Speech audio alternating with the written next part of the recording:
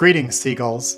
Wow, the past year has been a challenging time, and I am extremely proud of how our campus community has responded to keep everyone safe, while at the same time raising our voices to promote equity and defeat racial injustice.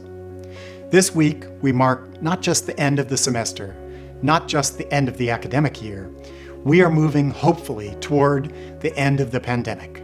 You have been a part of an extraordinary time in the history of our university and our nation. I'm inspired by how our campus community has come together and demonstrated resilience in the face of many challenges. We've all developed new skills and adapted in unexpected ways. We will keep using the positive elements of what we've learned going forward.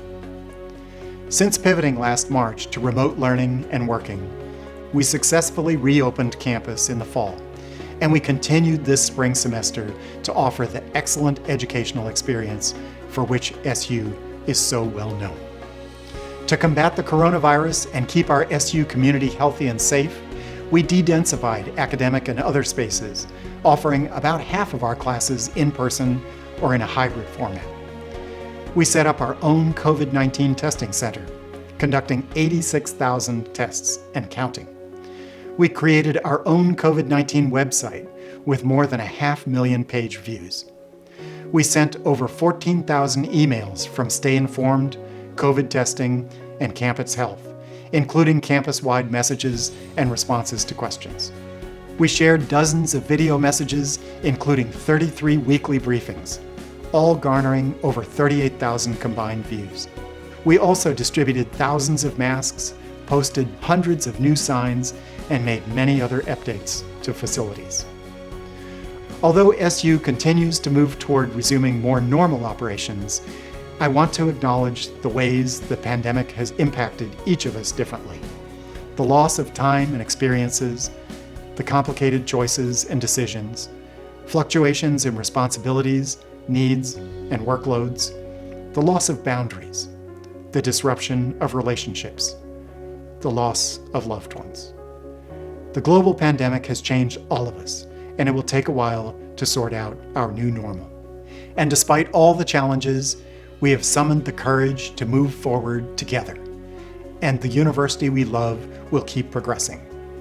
We have many collective and individual achievements to celebrate. Guided by faculty and staff members, our students continue to do great things in the classroom, in clinicals and internships, in creative and research spaces, in athletics, and within our community.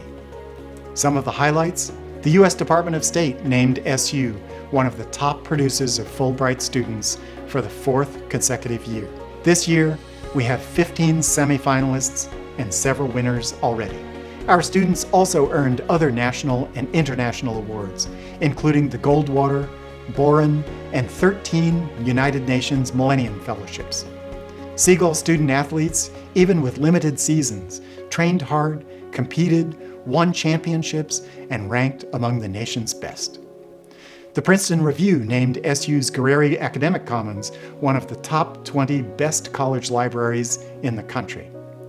SU and several graduate programs also were ranked by U.S. News & World Report.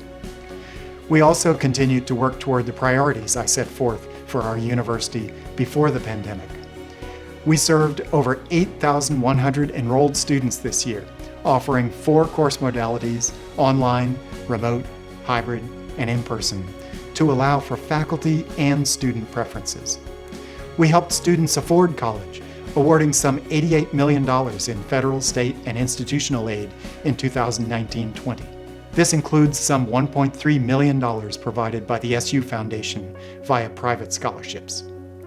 We maintained our commitment to sustainability, earning a nod as one of the Princeton Review's Green Colleges for the 11th consecutive year. As financial stewards, we helped maintain Maryland's excellent fiscal ratings and distributed funds to students through the Federal CARES Act funding and our own Student Emergency Fund.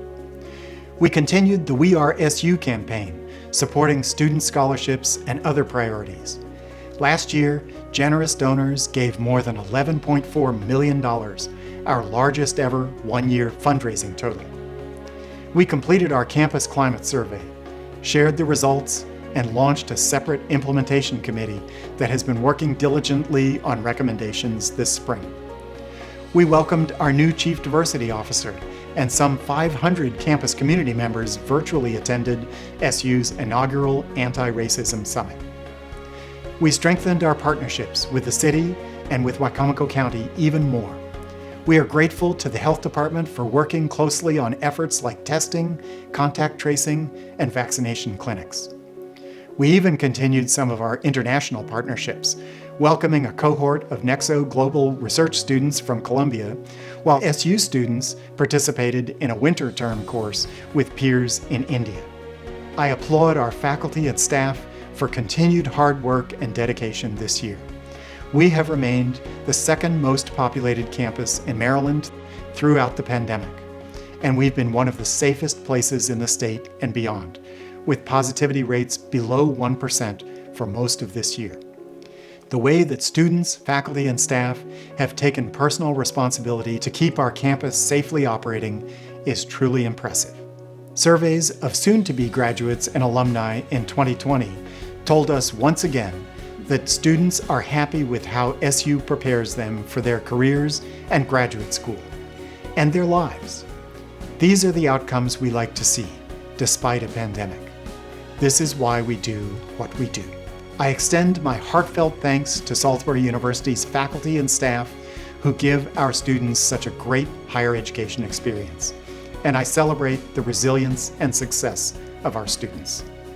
To those who are graduating next week, congratulations. And to everyone else, I look forward to seeing you back on campus very soon. Go Gulls!